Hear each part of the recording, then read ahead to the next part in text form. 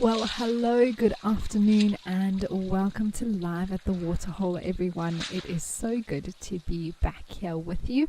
My name is Amy, and I will be with you for the next few shows, actually. Oh, is that a secretary bird? That's very cool.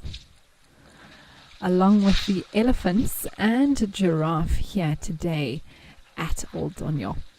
Now remember everyone that this is a live and interactive show. Please do make sure that you send through your comments and questions to us. Oh my word, this bird is coming closer. You can send those through via the Wild Earth website or the app. You can also chat to us in the YouTube chat stream. Oh, there's a second one. Or you can join the conversation on X using the hashtag WildEarth.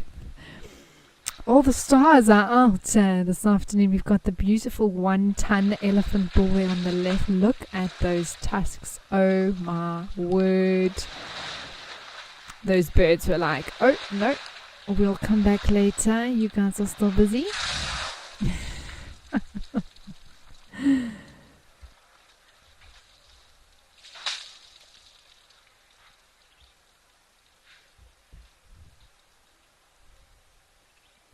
Secretary birds are birds that are often seen in pairs. They breed together and often are in pairs like that, out foraging, going for something to drink. But what a treat to see Mr. 1-ton. He's quite a famous, well-known elephant in this region. And we go through long periods of time where we don't see him. He's obviously frequenting this area quite a lot in the last few weeks.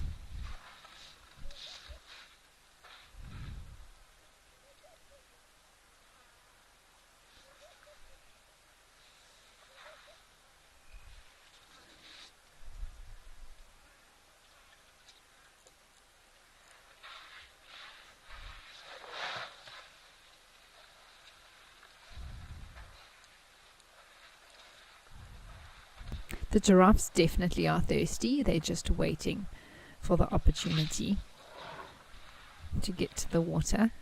I wonder now if 1-ton is moving away, what these three will do. Oh, are those two going to do some necking?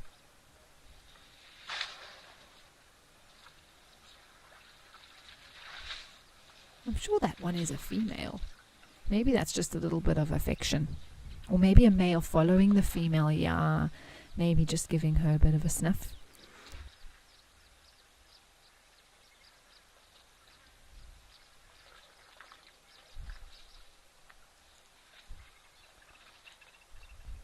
Hello Penelope, it's lovely to have you with us again today. I am very excited to enjoy all of the wonderful sights and relax with you all. Joanne, it is Catterday indeed. I believe you all had a lovely start with the sunrise safari as the new chapter begins for Wild Earth, and Cat Kachava, the female leopard, being seen on Chitwa, which is a great start.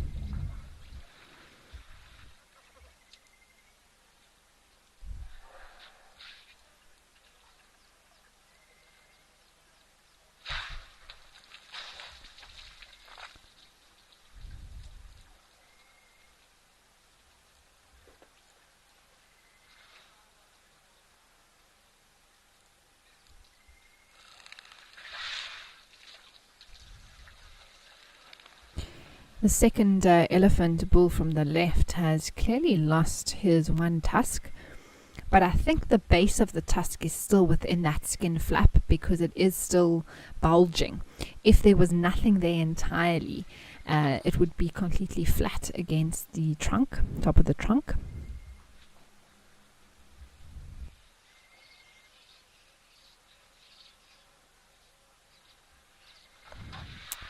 GM, yes indeed. We are sometimes spoilt with views of Mount Kili. So that is the mountain that you would see from here on a cloudless day, or even if it is cloudy, sometimes there's a gap. And the beautiful Mount Kilimanjaro does grace us with her presence.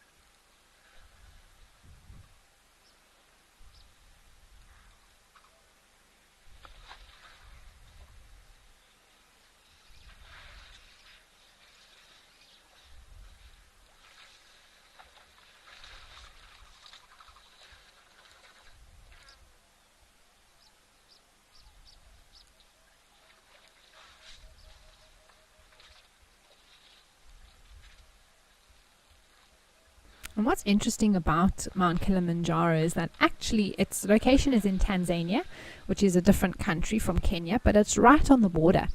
So this sort of location, I assume Mount Kilimanjaro is sort of southwest from where we are right now, looking down, facing that way. And like I say, the border is very close to one another, so we can see Mount Kilimanjaro even though it's in Tanzania.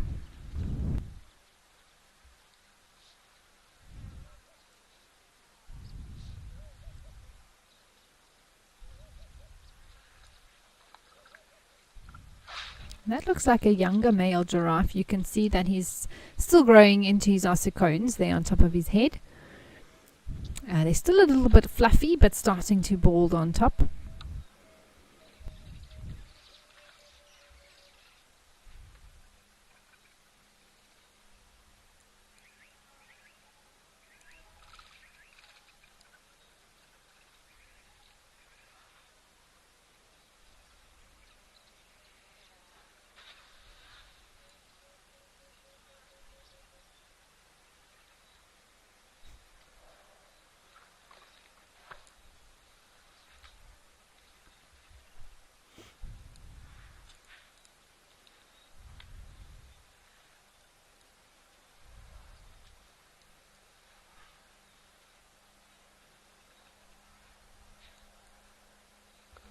It looks like this boy's having a bit of a sniff.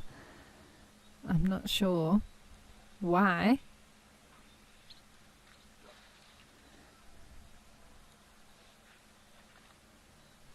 Those giraffes love that shady tree.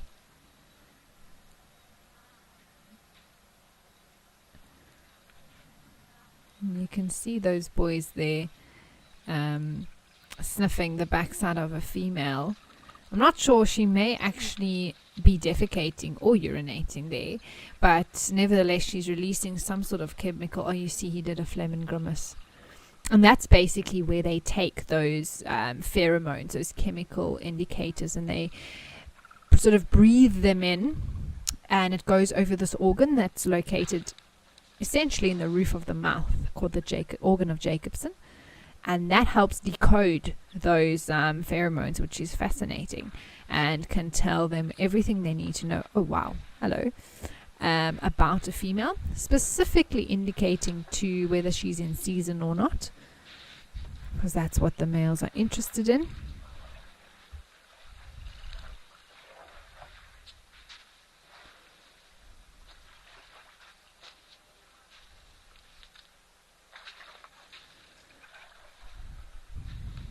Zahava, it is a beautiful sighting, isn't it?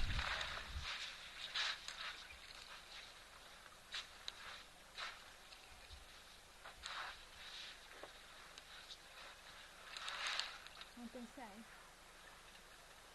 What they say? Is it fun?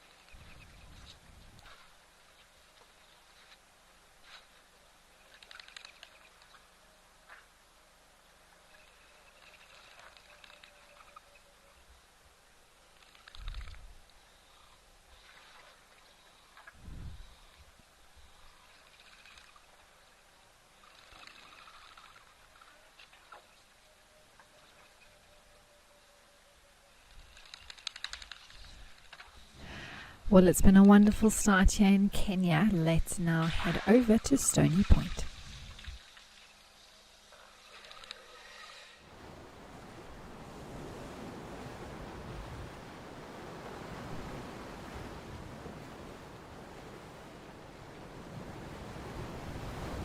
It looks a little bit gloomy here today in the Western Cape, I must say. Unless the tide is just very low, that we're seeing a lot more kelp and things are a lot grayer. You can see some of the, I think they're cormorants that are there.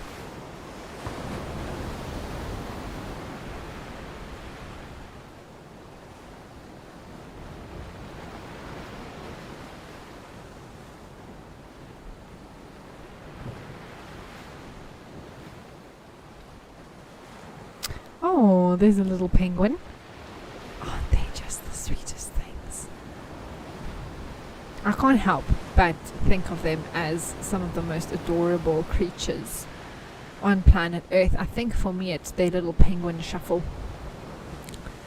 And their faces as well, the little bit of pink around the eye.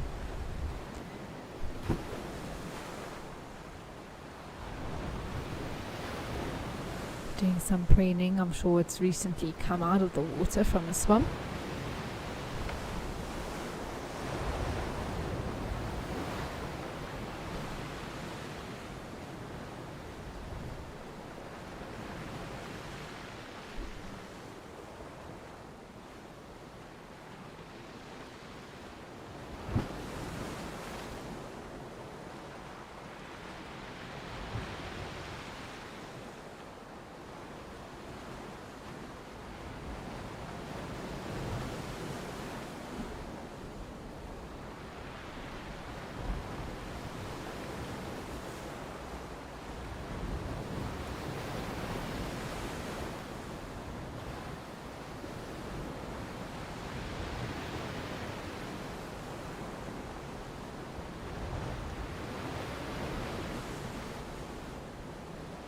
And it's also very important that penguins, apply the preening oil that a gland just above their tail produces. Many birds do this, but you can imagine for some, specifically for birds who spend a majority of their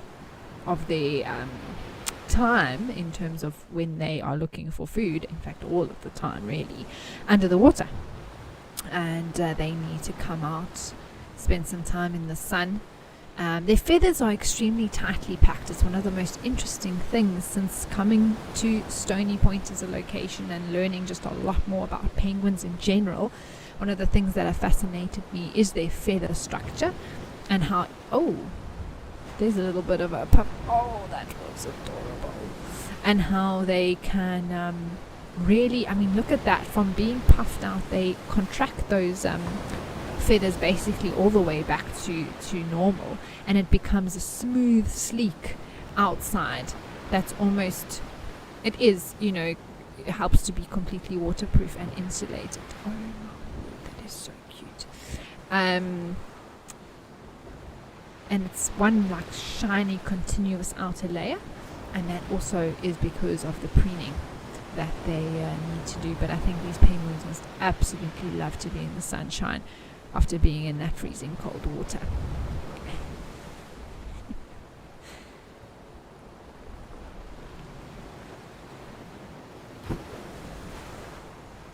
So Kim, these are the African penguins. African penguin. That's the species that we're looking at here, and really the only native species to this area that breed and are seen along the coast. Recently, there's another little puff and a flap. Oh, that is so adorable. Recently there was a macaroni penguin seen along the west coast, and then also came around near this area, and the birders went bananas for that. But it's recently been, due to just not wanting to have a negative impact on the bird or stress it out, it's been relocated to an undisclosed location from a conservation point of view. And that, they're not usually seen in southern Africa, the macaroni penguin. And if you don't know what that looks like, have a look it up for yourselves. It is adorable. It features in the movie Happy Feet. If anyone hasn't watched that, I highly recommend that movie to anyone who enjoys a bit of music and penguins. It's the perfect combination.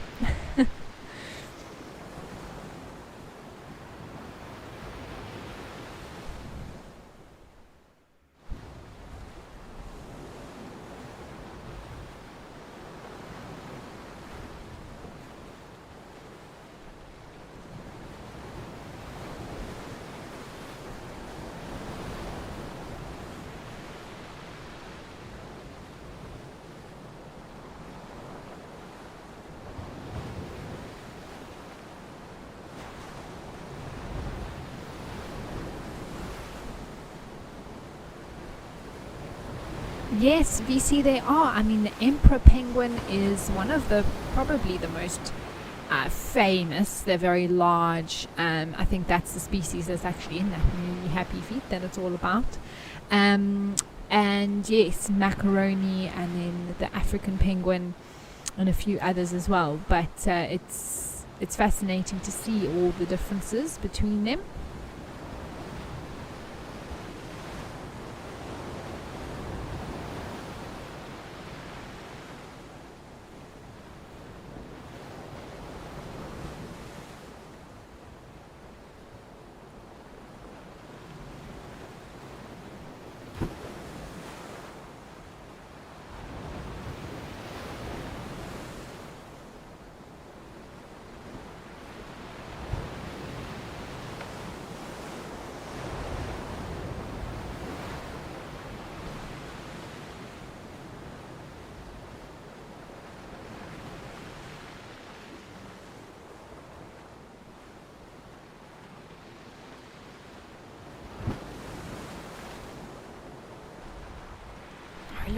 Look at them doing their little penguin waddle.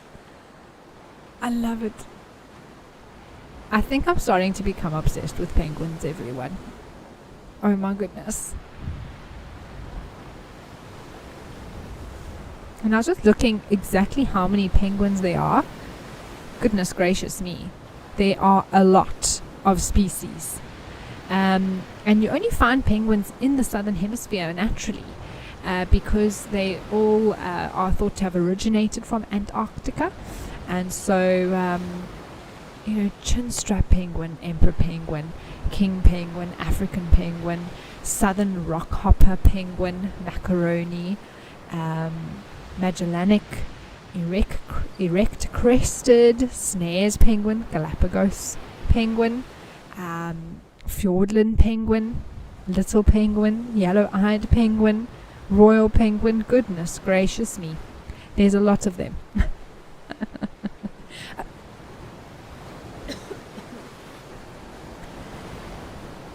But we are privileged to have the African penguin here. I feel like this little guy is just going for a swim. He's not actually hunting. He's just like, bathing in the shallows.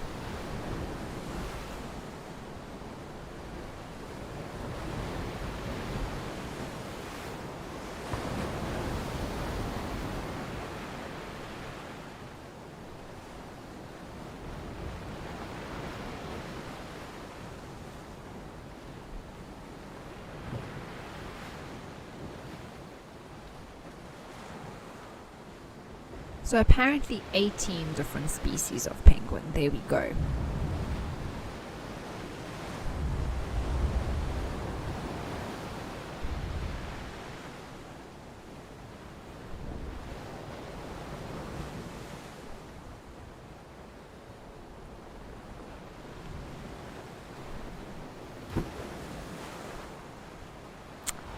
Well, this has been great.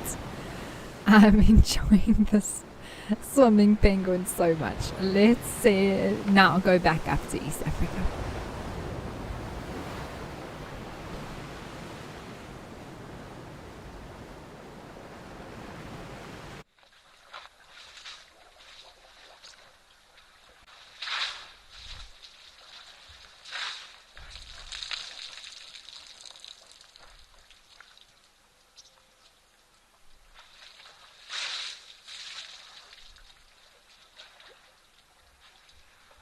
there are some eland. We haven't seen eland here in a long time. And now we've got these 4 elephants here too.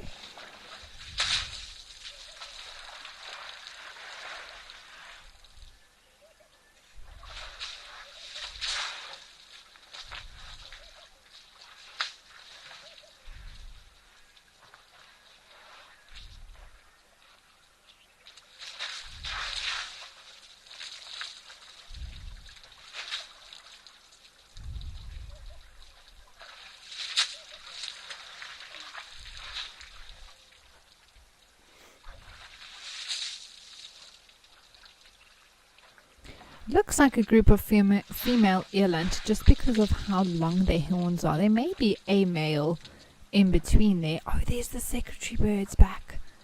Hooray! It's a little bit less crowded, and maybe now that 1 ton has moved off, he's probably the most intimidating elephant. And just with the size of him and his tusks. Secretary birds always look like they have a pair of knee-length tights on. And those are feather covering all the way basically till the knee. And then the rest is sort of a scaled bottom half of the leg, especially for walking through the long grass. And what they hunt, things that could potentially bite them. And having those scaled legs helps with that, much like something like a snake eagle.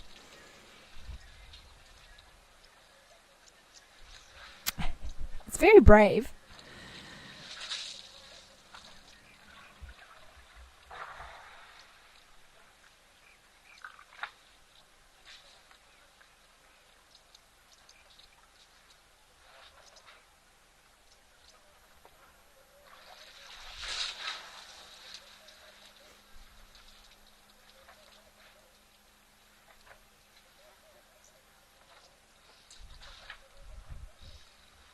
Wow, what a view of this incredibly beautiful bird. What a sighting.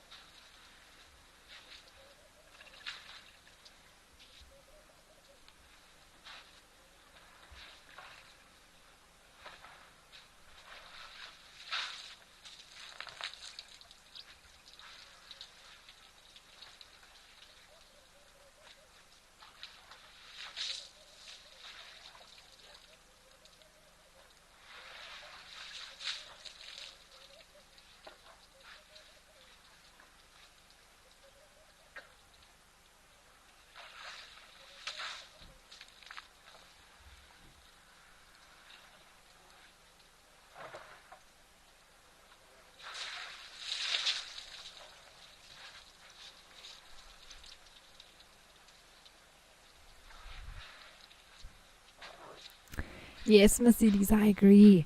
And I think it knows how to manage things here, probably resident in the area. And I think eventually these ellies will move off and it'll have its chance to come for a drink.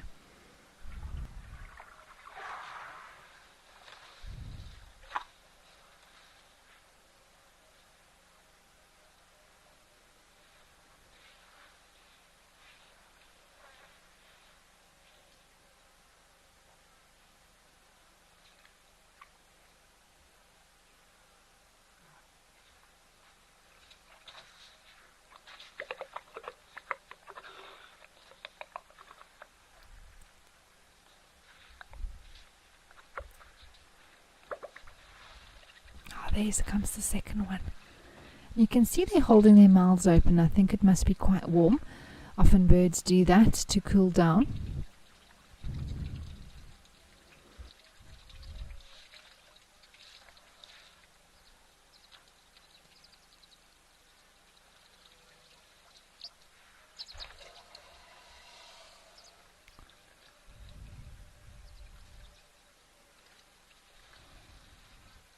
I love when the wind catches those feathers on the back, truly making it. I mean, that's why it's called a secretary bird.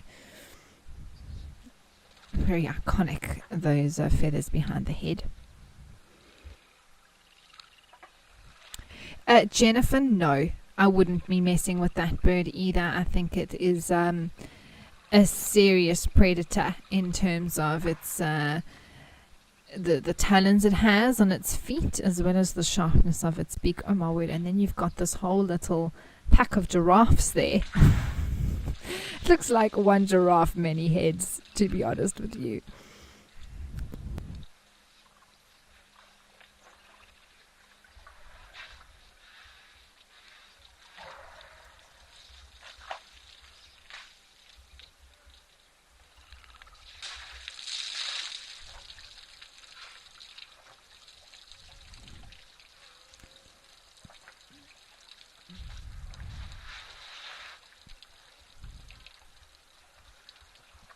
There we go.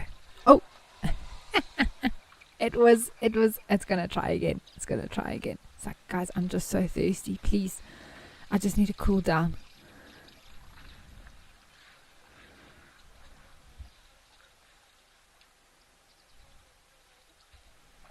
Just quickly. Just one mouthful. There we go.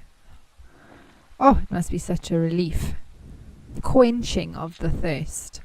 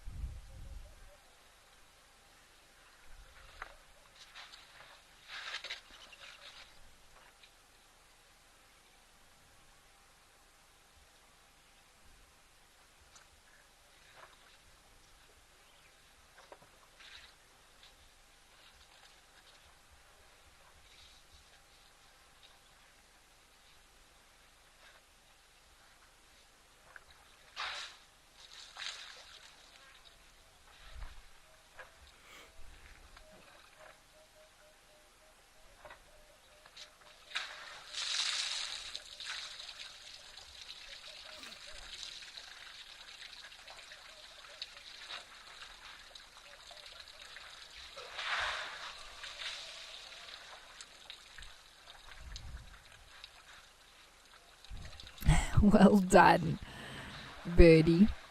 I wonder if your partner is going to be as brave.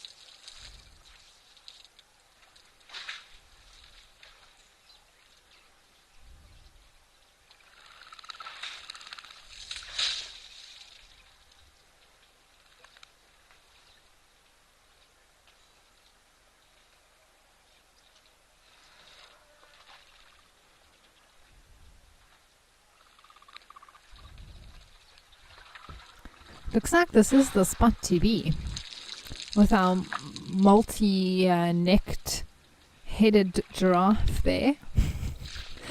And the whole herd of eland that are also enjoying some shade. I think they are waiting out the heat. It seems to be a hot one here in Kenya today, especially seeing even those secretary birds with their mouths open.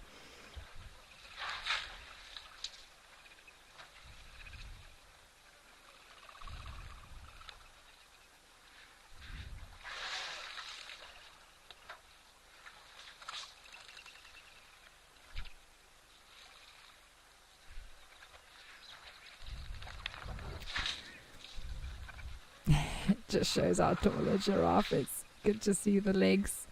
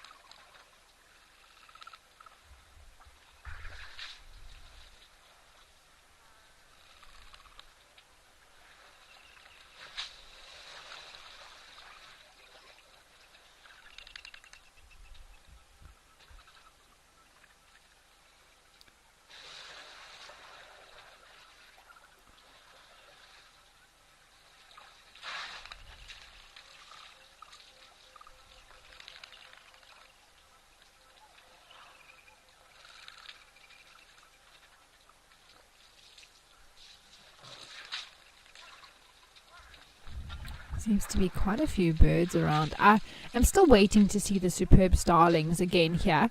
We had a stage last year where they were almost just every single day we were seeing these superb starlings. It's fascinating to me that, you know, I do the show fairly regularly, and I haven't had a sighting of them this year yet, or even towards the end of last year.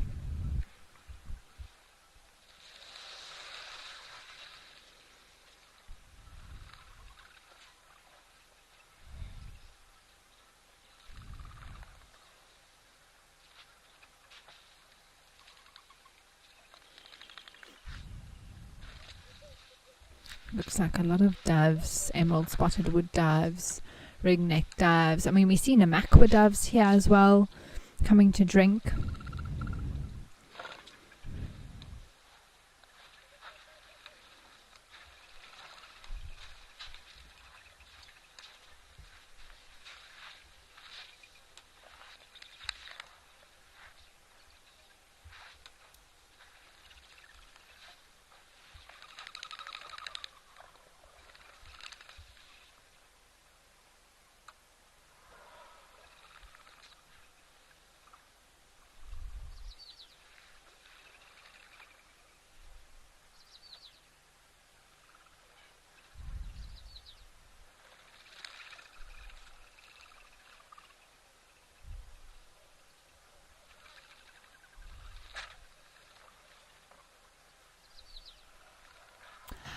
One of my other favorite waterhole spots. Let's head over to Lentor.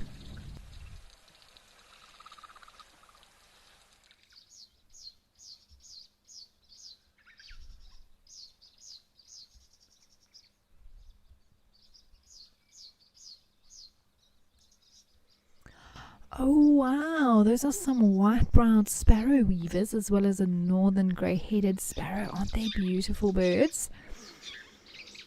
You can see that white brow giving them their name. Very striking. Oh, and there are those little waxbills. I'm still wanting to know the name of these blue waxbills. I mean, they're definitely a species of blue waxbill. They've just got very pink beaks and an entirely blue head. I was trying to figure out the exact name of them. I see you get something like a blue-cheeked waxbill. But I'm just trying to get... Oh, there's a cutthroat finch. Ooh, that's the first time I've seen one of those on the show. You can see it literally looks like it has a cutthroat, a very direct name. But there it is. Cutthroat finch. There's another one. Oh, this is so exciting. Oh, there's another one. Wow. That was very cool.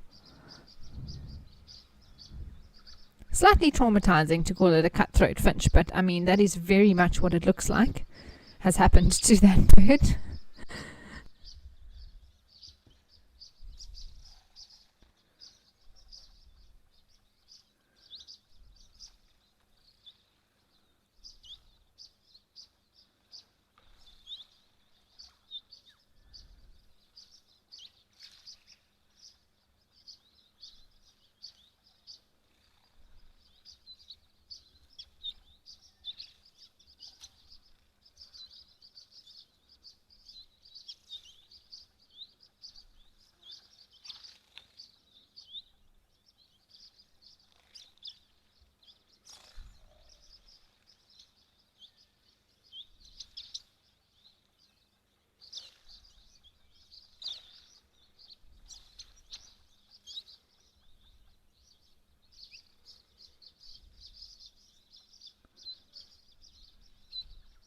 That's also a starling. Hello?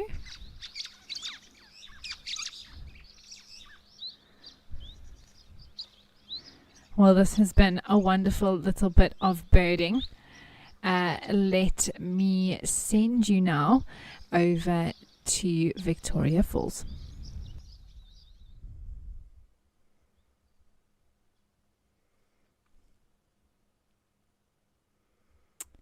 Well, it is the vulture feeding time here at Victoria Falls Safari Lodge, part of a conservation initiative in helping to provide safe food sources for these endangered birds that are a critical part of our ecosystem. And so this lodge provides some of the leftovers and cut-offs from the kitchen to these birds. And as you can see, it invokes a feeding frenzy.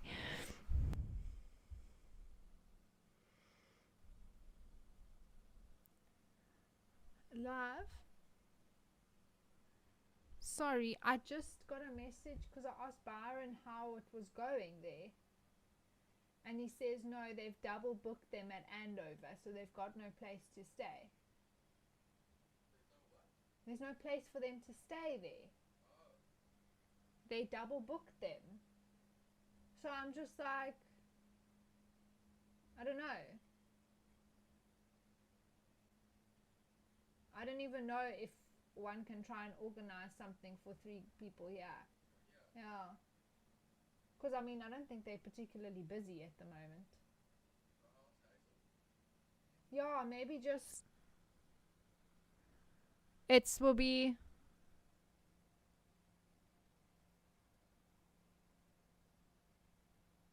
I think it's 4 of them.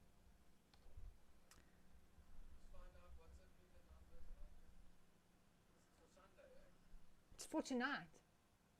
They're at Andover sitting on the mattresses outside because they've got no place for them to stay.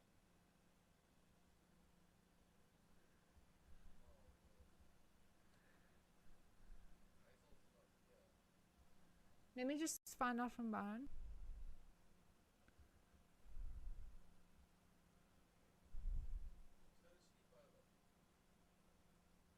Shame. It's a lot of money.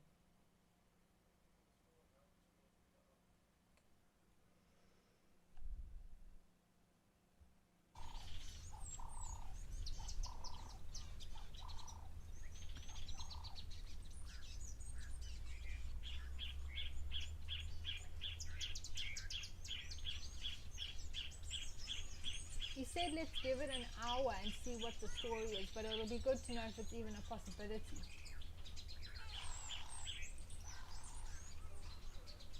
Yeah, well, there's 3 on the mattress and Byron.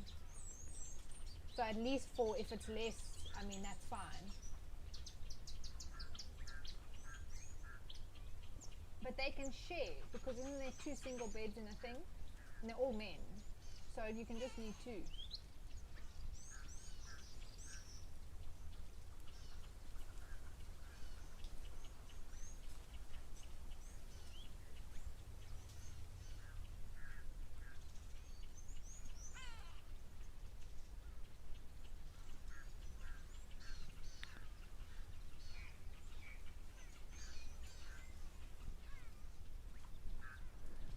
And you can see that after the initial feeding here, the things calm down quite quickly. That food disappears so fast. The way that they peck at the carcass or the bits of bone that has a bit of meat on.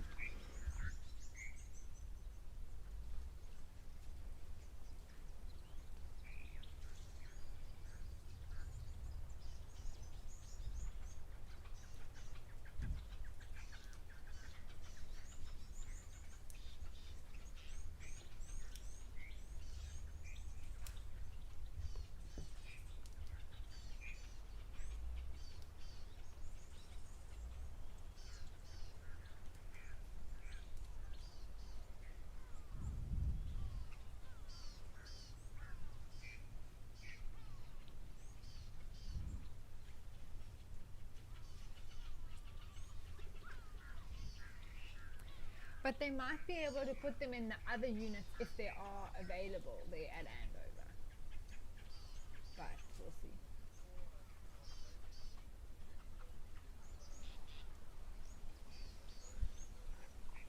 Okay, let me just stand by then.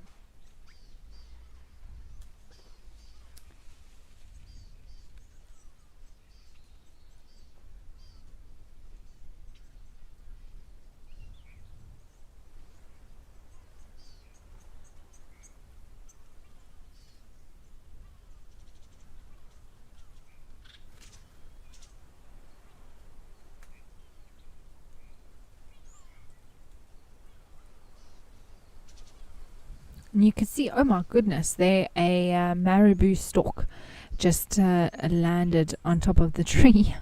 And that bird is different from the vultures.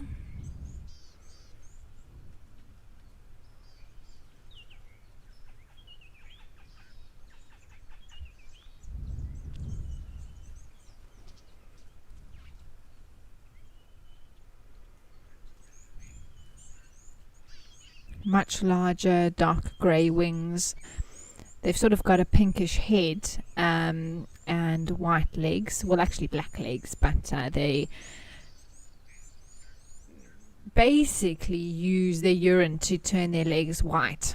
It whitens in the sun and helps with cooling to reflect the heat.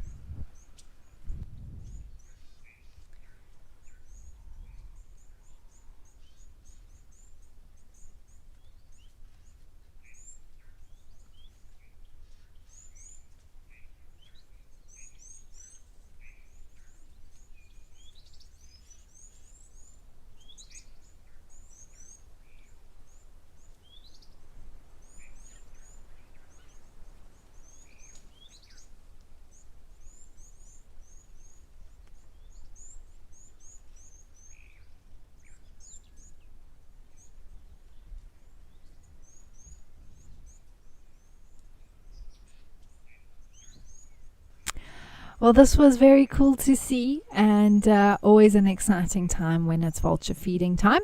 Let's head back over to Lentor.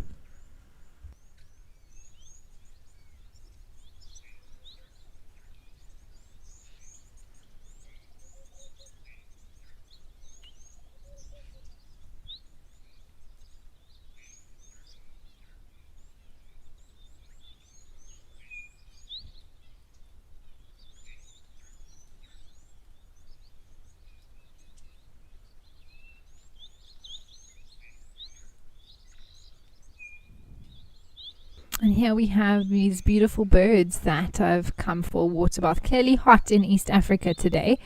Many birds coming. Oh, that one's got something, that starling. I'm not exactly sure which species this is. It is completely blue, so it's not one of either Hildebrandts or Superb. But it has got this sort of white eye. They are very, very pretty.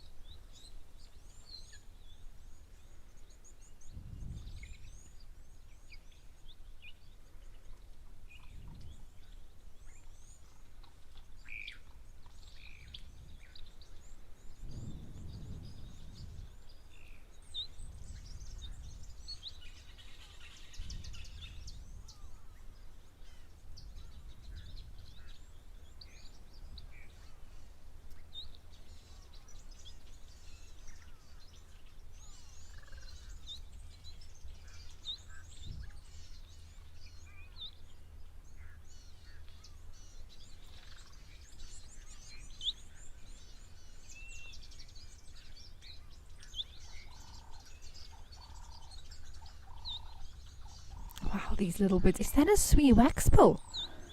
Oh my goodness. Or is it black-faced? It just had a little black mask on it.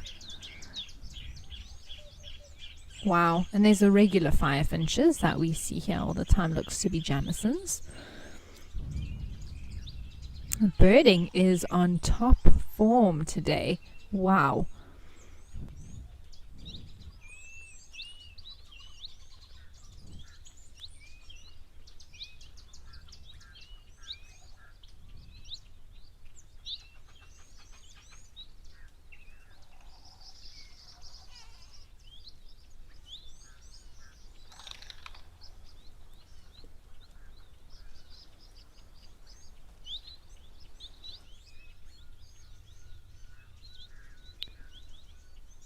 I think that starling could have been a purple starling. Oh, there's the unstriped ground squirrel also coming past.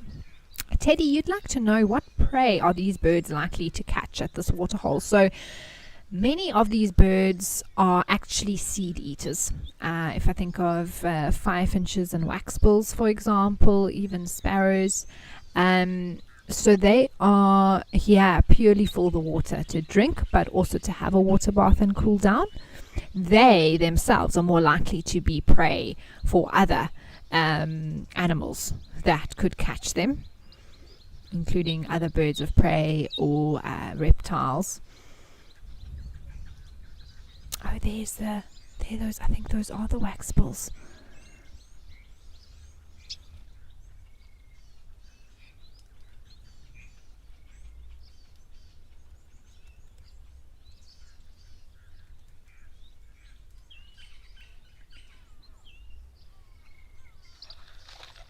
Yes, black-faced waxbill. That is so cool. Very nice. First time seeing them here.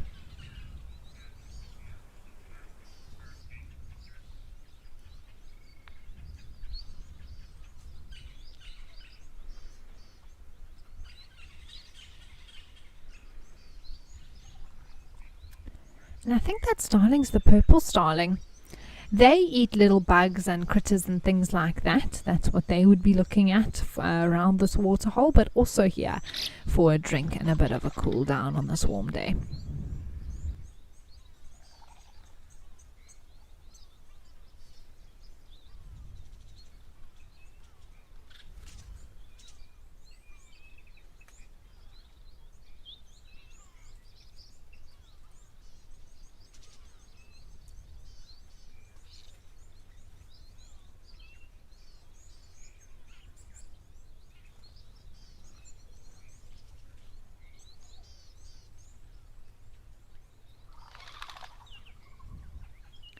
And here's a beautiful laughing dove.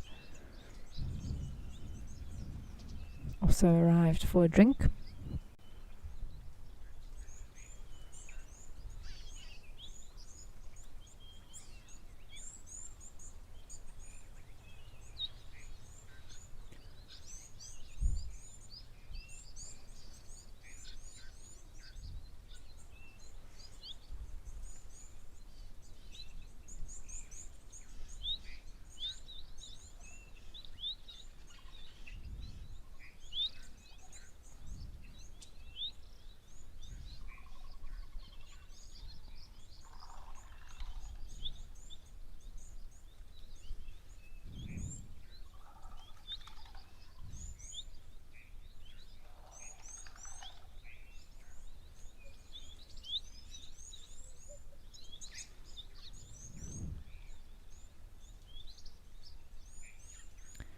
And I believe that is a blue-capped waxbill, which makes sense because the waxbills that we see here in Southern Africa have a sort of grey head. The sort of light browny grey colour that's over their backs extends over sort of the back of the head, whereas those are completely blue with a very pink bill. But it's so exciting to get to know these birds of East Africa. And it's exciting to see different ones as well. It really is. We get very used to the certain species that we see.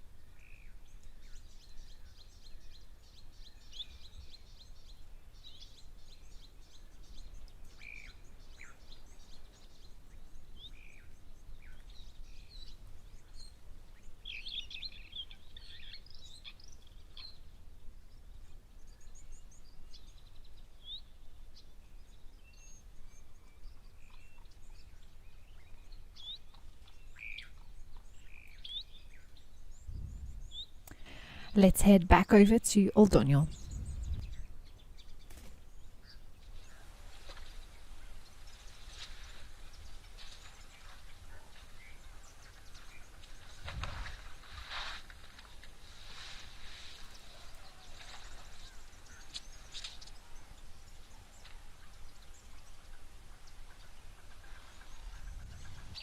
It seems like the ellies are still around. The giraffes have moved off a little bit more.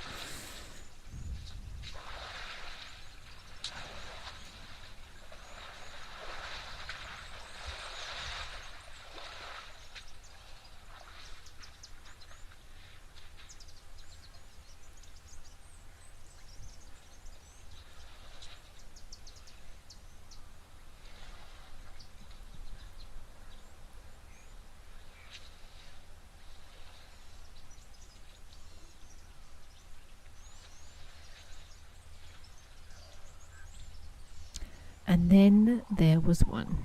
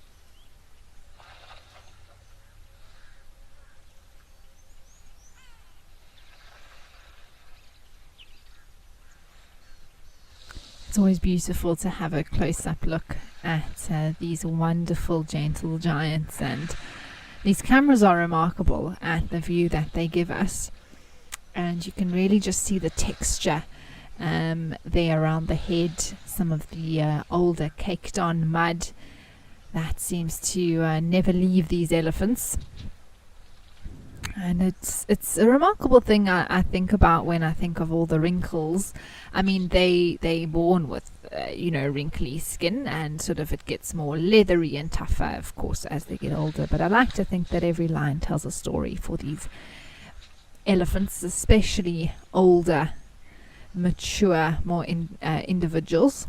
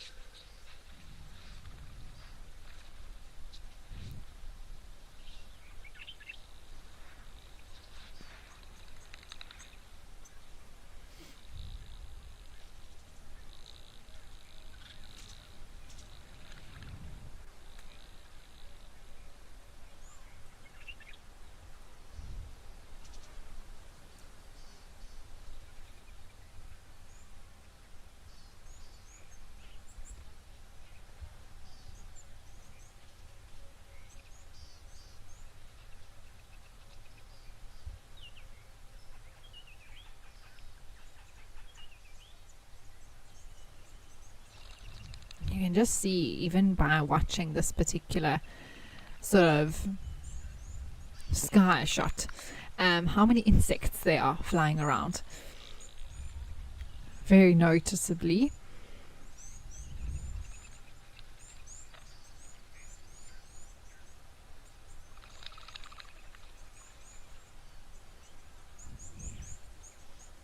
Yes, Sanjeev, you said actually earlier, slowly but surely, how the dry season is going to set in and bring about more difficult times for the animals, and also make more animals visible around the waterhole. And it's true, it's the natural cycle of things, wet and dry, in these different regions.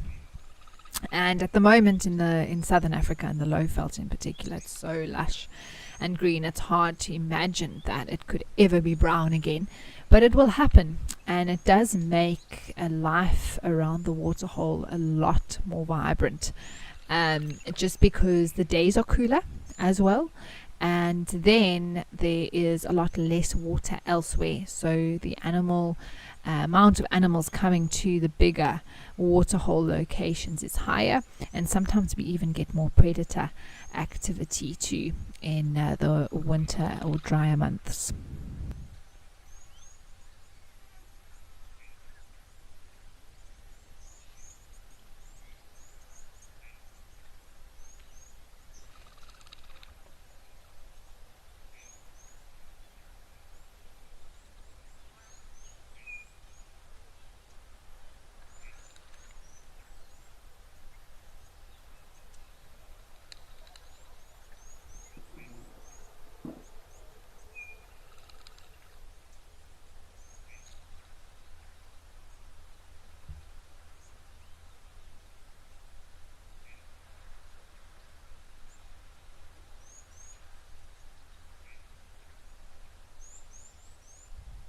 Let's head over to Tembe.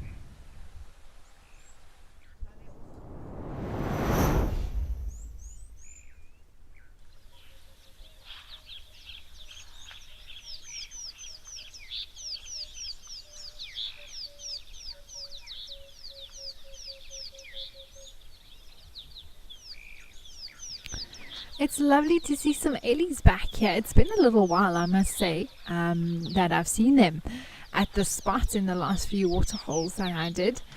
Looks like this one is about to have a bit of a mud splash.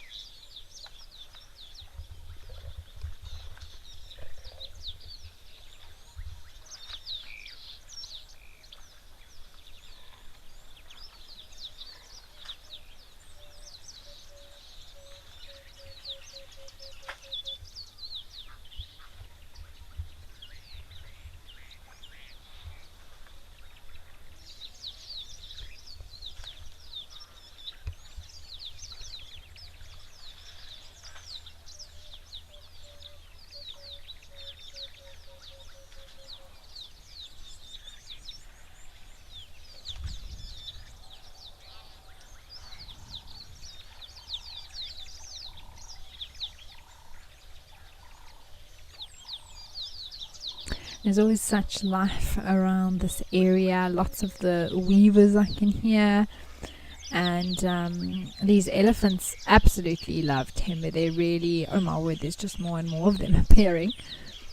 And they'll come to these sort of little mud wallowing spots where they spray themselves with mud. Sometimes you even see them sitting down and wallowing in, even though they seem to be quite tiny holes for such a big animal.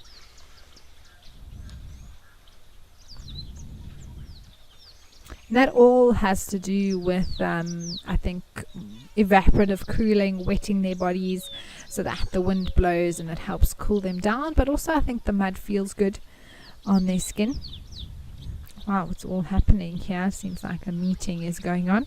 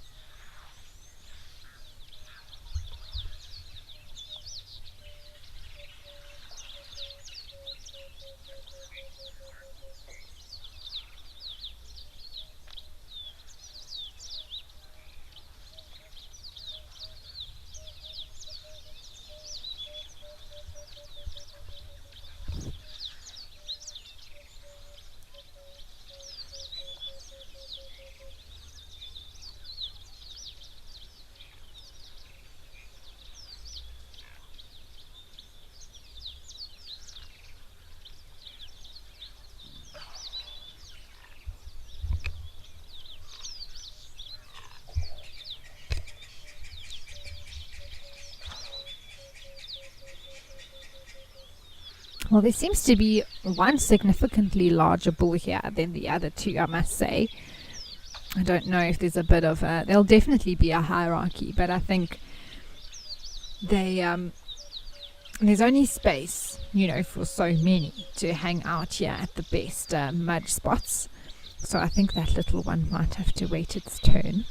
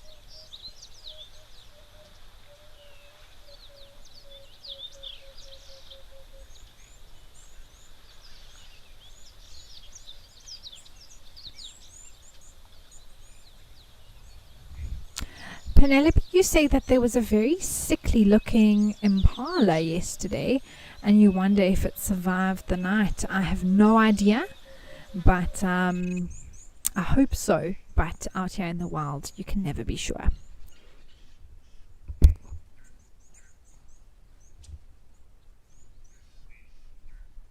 A very, very good morning and welcome to the special broadcast. I have got this big lion trying to approach a group of hyenas who are feeding at the moment. I am Sydney Fumunani Mikosi. I am live from the western side of the Greater Kruger National Park, Sabi Sand. Look at that lion, it's trying to come now. It's running very fast to come and disperse the hyenas at the moment. Look at that. The lion is trying to fight. He's biting the hyena at the moment.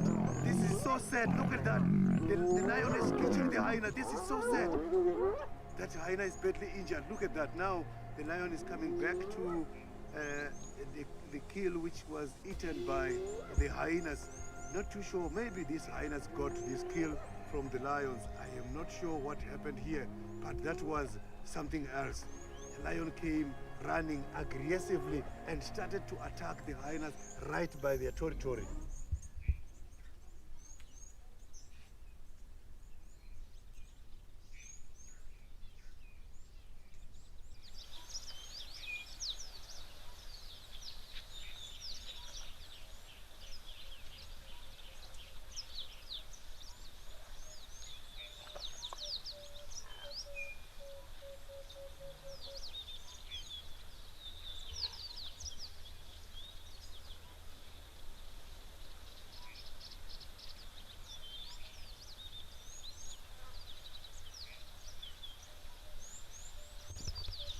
I do apologize for that, everyone. Our feeds just froze there, so we will be using those short little clips to cover any breaks in feed coverage that we have.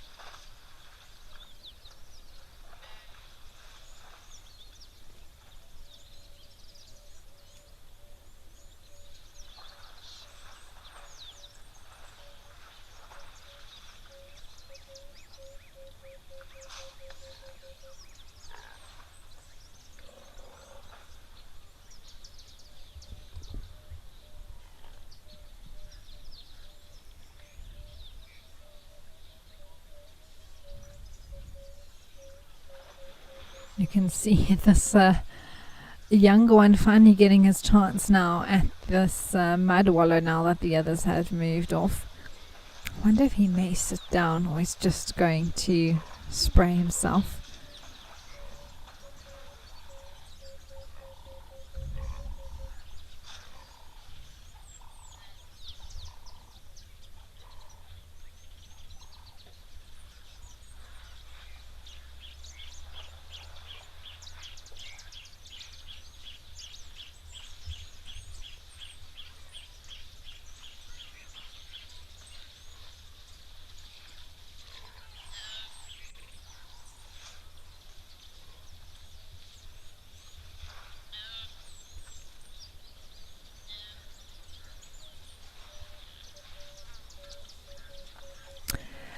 Tidden, that's an interesting question that you asked. If we ever see elephants with obvious blood or sores around the tips of the ears. So I don't think I would say that we see that very often. We do sometimes see elephants with recent cuts in the ear. Tears, I would say, is more likely, or maybe there was a really big, fat, juicy tick that's left a little bit of an open wound.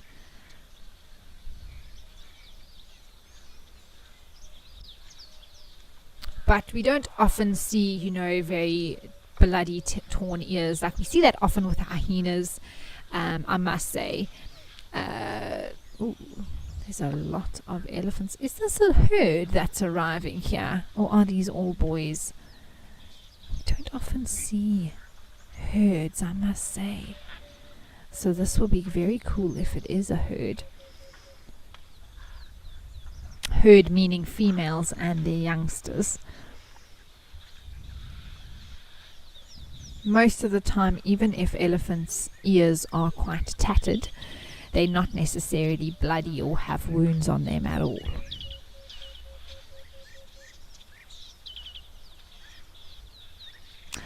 Teb Davis, I hear you. The idea of all that mud, which quite honestly can be quite foul smelling.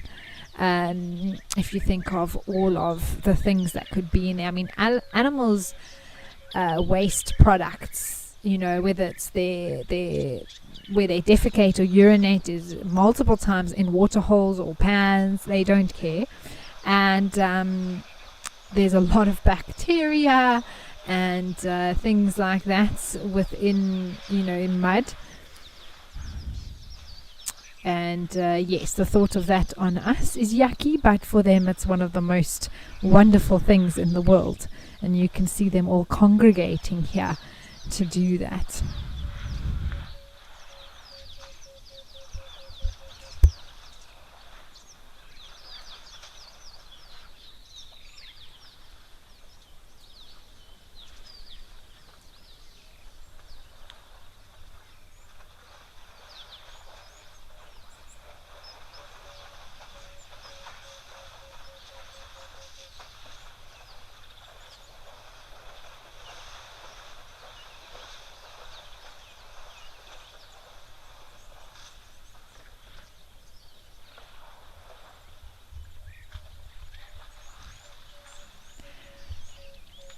Susan, yes, the Ellies are enjoying themselves so much. They really do. It's one of their favorite things to do. Oh, this one's sitting down. There we go. I was hoping one would at least give themselves a little bit of a rub and sit down. Oh, the one at the back is on its knees. This is great.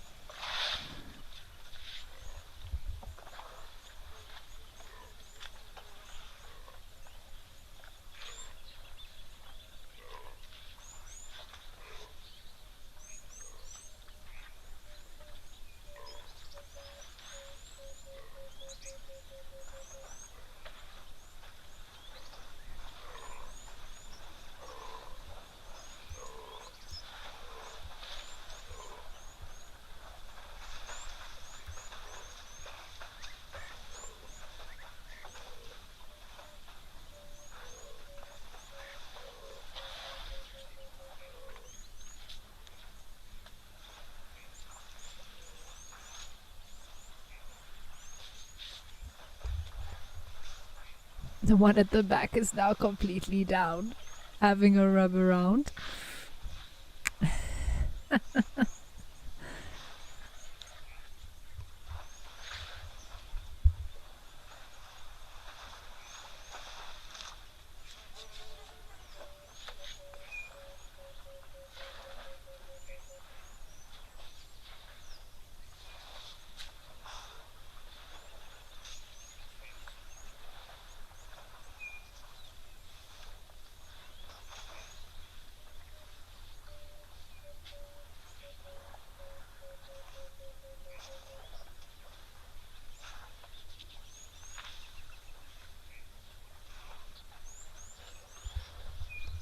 Blizzard King, I would love to see these Ellies go for a swim. It would be so fun to watch. We do love an elephant pool party.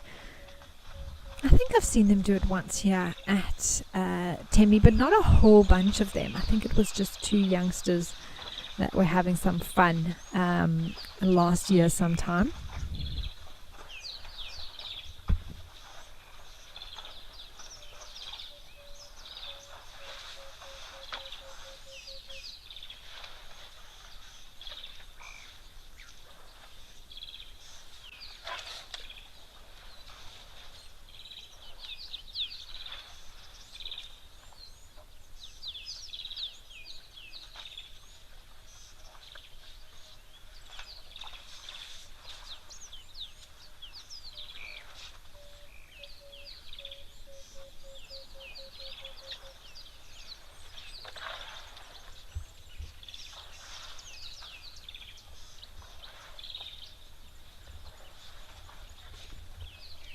Sparset is wonderful indeed. I must say it's been a while, like I was saying earlier, that I've seen so many Ellies here hanging out at Tembe. I think it's been because there was so much rain here a week, 2 weeks ago, when I was doing a few shows, and the zebras were out in that very hard rain. It was beautiful actually, but the elephants were not. And this grass just looks so lush. Oh my word, look at it. I mean, it's incredible. They must be so happy.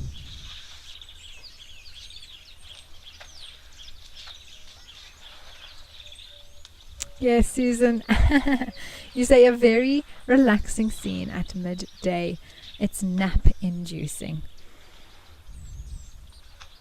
Well, I hope it's nap inducing in a good way and not that we're putting you to sleep in a bad way, Susan.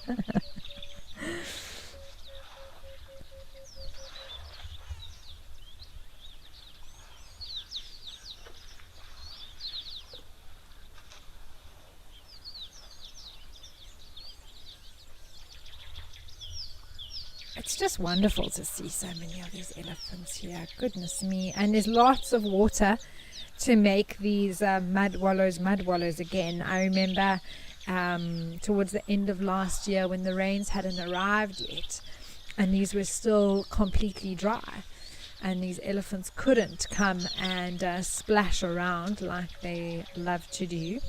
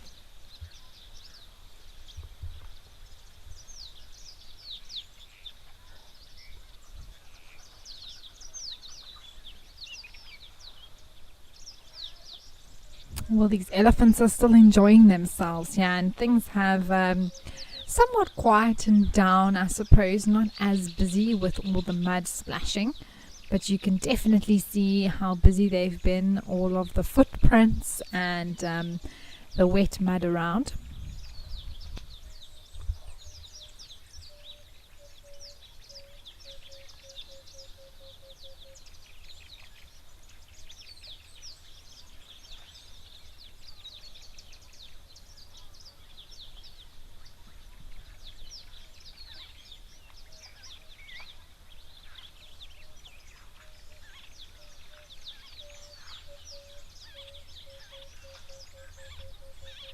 This one on the left has an itchy foot or an itchy ankle. I mean, either way, it was looked like it was scratching itself with its leg. Susan, you say that your nap-inducing comment was in a good way, and when you were young you used to nap under trees after lunch. That's one of the best naps, is after a good lunch, I must say, and if you can do so under a tree, maybe in a hammock or something like that, it is ideal.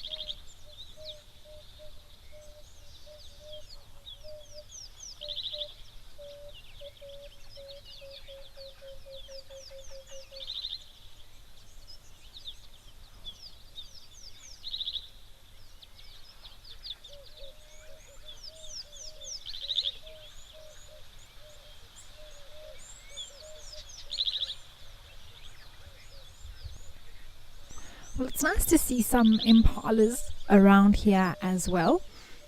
It's not something that we've actually seen too much of, especially the little ones that seem to have grown up so quickly. You can also hear an emerald spotted wood dove calling in the background, that sort of slow descending and then sounds like a little ping pong ball right at the end.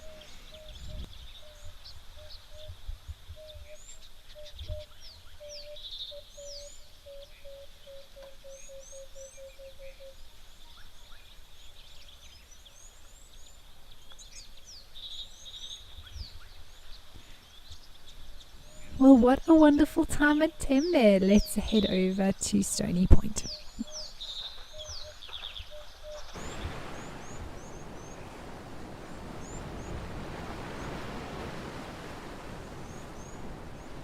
Oh, how wonderful. Here is a little Dusty, also known as a rock hyrax, that is enjoying some sunshine.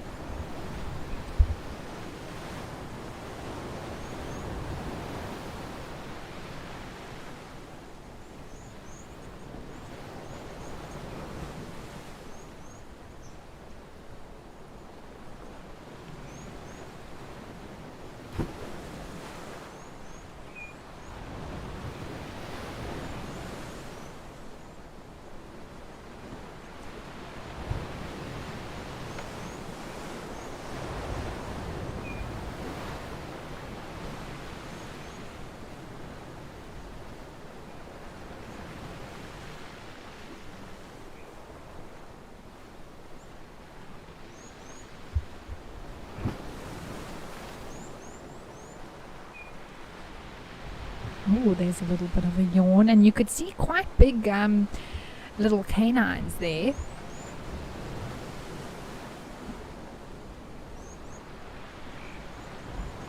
So Mika's just told me she's directing the show, and apparently the Dussies were mating 2 minutes ago.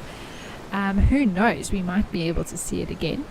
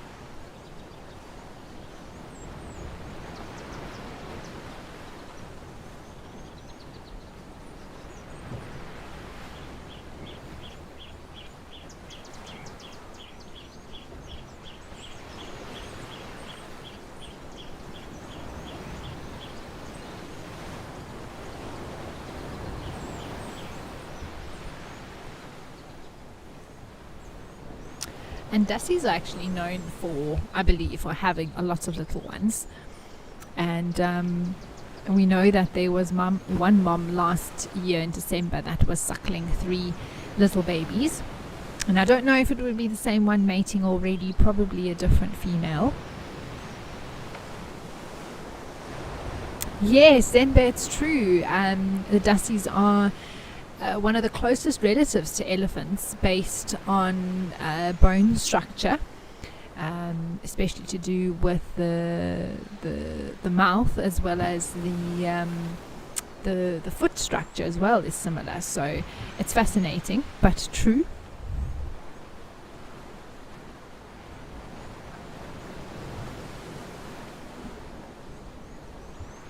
Oh, cute. There's some more faces sticking out. And Dussies do love lying in the sun. Really, really they do. They are not reptiles, but they love a good sunbathe.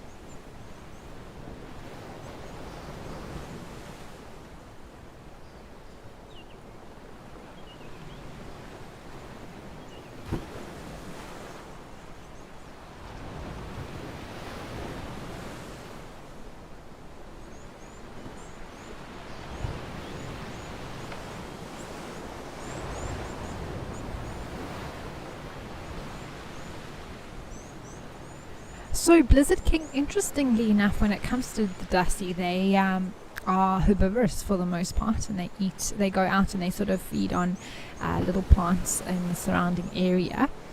They do spend a lot of their day resting, I would say. They're not active too much. I mean, they're active, but they do spend a lot of time lying like this in the sun.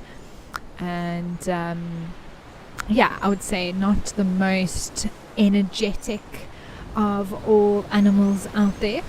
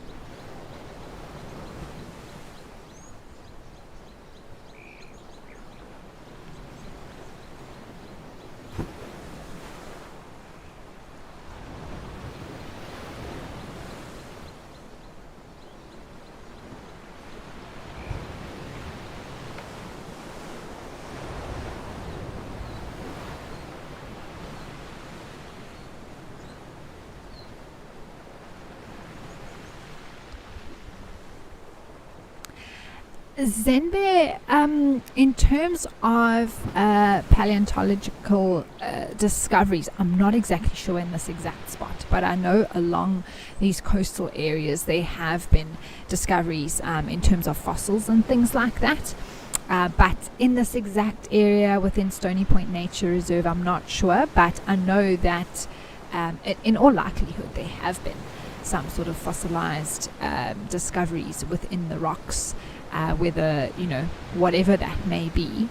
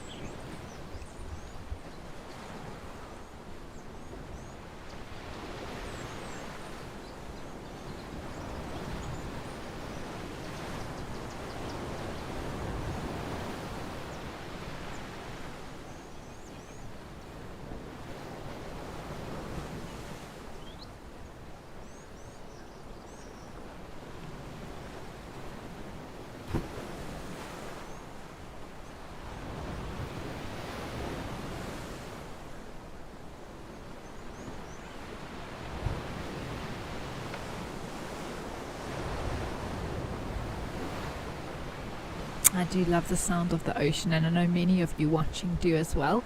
Here we have some of the cormorants that we often see on these rocks, and I say often because the color of the rocks have completely changed from grey to white with all the bird poop that has landed on them over the years.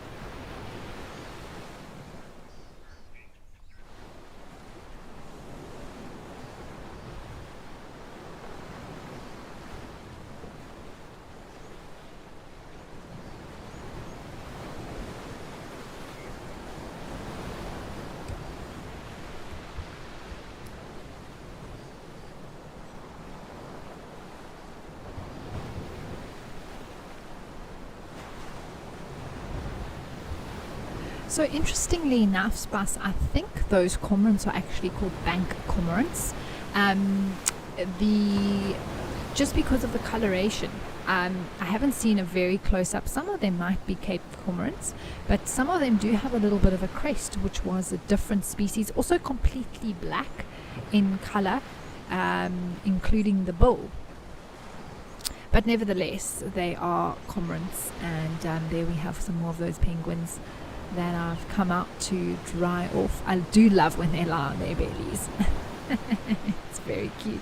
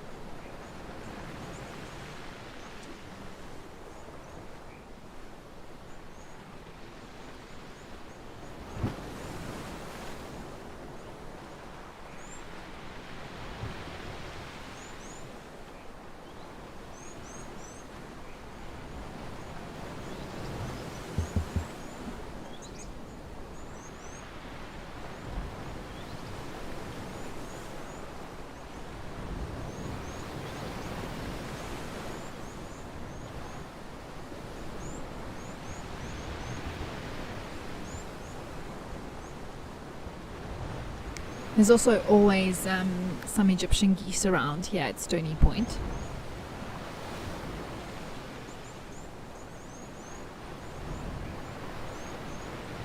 You also see some of the gulls arriving and going for the little mites and things that flies and whatever that land between the kelp that's washed up on the bay.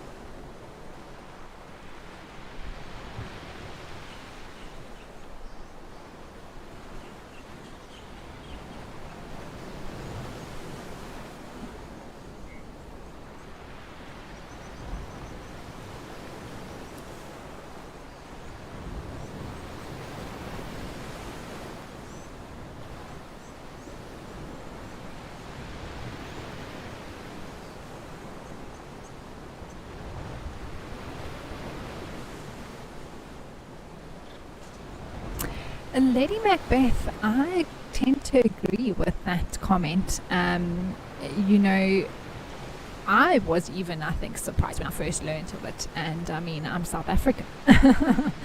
You don't associate penguins with Africa. I mean, Africa is generally super hot. Of course, we get colder places within Africa, for sure. But you generally don't think of penguins, which usually icy, cold, snowy weather, with the African continent. And it's just simply not true. You know, the water on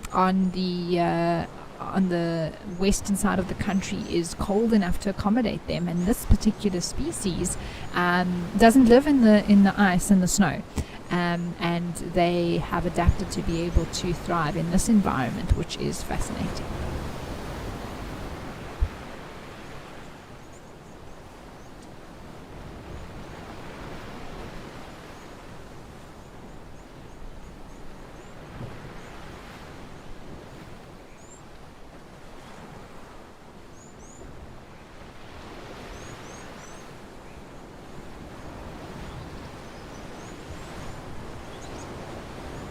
Well, it's been lovely to be at Stony Point, but now let's head over to say hello at Tau.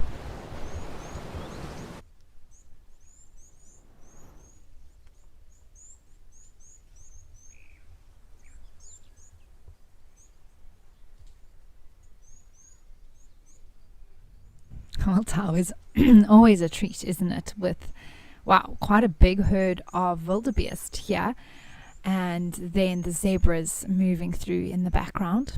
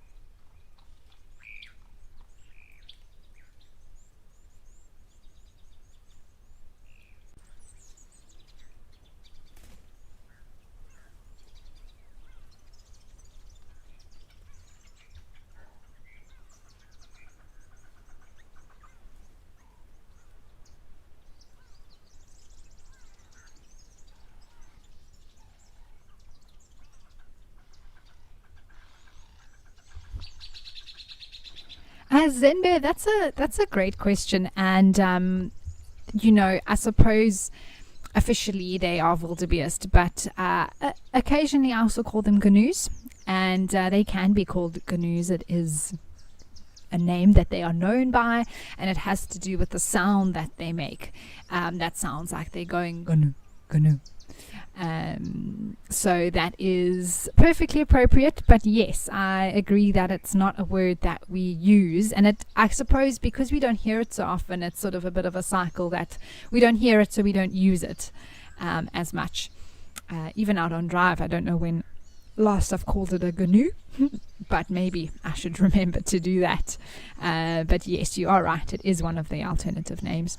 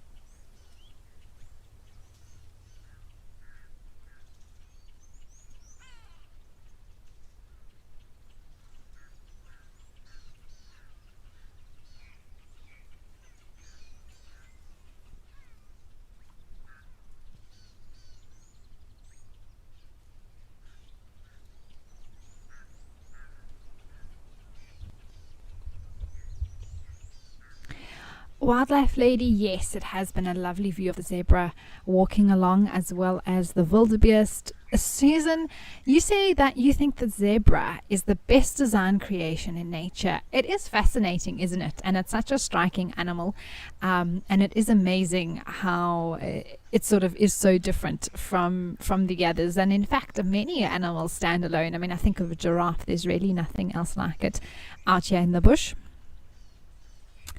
Joanne, thank you so much, and I wish you all a wonderful Saturday further as well. And remember, this afternoon we will be live once again with the Sunset Safari, and we're very excited to have you all on board for that, so make sure that you stay tuned to Wild Earth.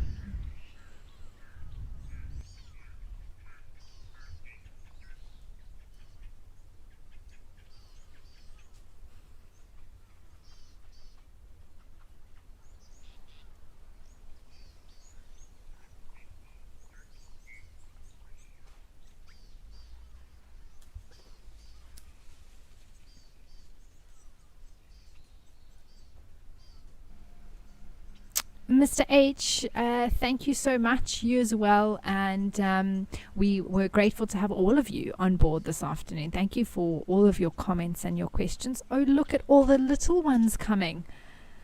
That is so cute. 5 little young wildebeest following the one there. Deb, no, I will not be on safari. It'll be a while until you see me behind the wheel on a sunset safari. I'm going to be heading to Velgevonden in a few weeks after having a little break now. And we'll be doing some virtual drives there. And then hopefully, once again in April, I'll be taking out some live drives. Zenbe, it's a pleasure. Thank you for chatting to me. It's always wonderful to chat to all of you. I will be back with you tomorrow for us to continue our chats. And speaking of, thank you to everyone who sent through comments and questions today. It was lovely to talk to you all. Oh, Susan, it's a pleasure. You say my voice was a tonic. I do hope that you enjoy the rest of your day. From us here now, though, it is time to say goodbye, everyone, and I wish you a pleasant day and evening ahead, depending where you are in the world. See you soon.